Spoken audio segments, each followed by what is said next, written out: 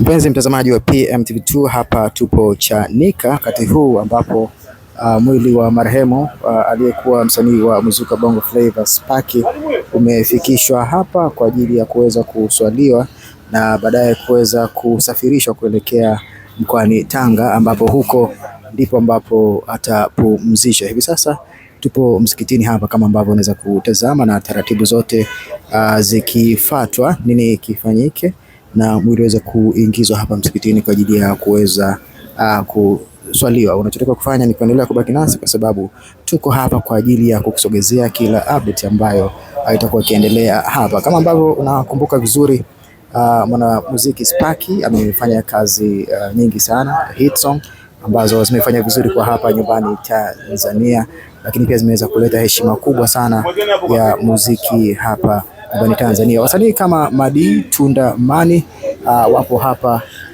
msikitini kwa ajili ya kuweza kuingiza mwili wa marehemu ndani ili uweze kuswaliwa na uweze kusafirishwa nyumbani kwao Tanga kwa ajili ya kuweza kupumzisha. Kama ambavyo unaweza kutazama hapa, mwili ukiwa unatolewa kwenye gari kwa ajili ya kuingizwa ndani na kuweza kwenda kuswaliwa. Kumbi la moto ambaye alikuwa meya wa jiji la Dar es Salaam na yuko hapa akiingia ndani kwa ajili ya kwenda kufanya taratibu zote za maombolezo. Lakini pia wasanii kama Tunda Mani, Mshaga Sumu na wameungana hapa kwa ajili ya kumsindikiza ndugu yao, rafiki yao sehemu salama kabisa. Hii ni PMTV2 na kukumbusha tu kusubscribe ili kuwa kwanza kupata habari zetu zote ambazo tutawasogezea. Karibu.